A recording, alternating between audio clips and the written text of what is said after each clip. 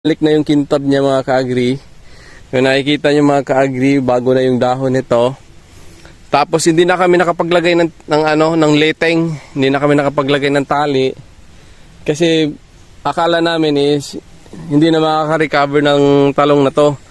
So, nagpapasalamat kami sa Panginoon dahil talagang binigyan pa kami ng chances na ma-recover dahil sobrang naninilaw na lahat, halos parang drought na yung paligid ng mga dahon. Mga ganito, parang ang infestation kasi pag severe na infestation ng white flies mga ka-agri, mga ka-farmers, is instead na green yung dahon, itong dahon na to, napupuno to ng white flies mga ka-agri. So far, so good naman.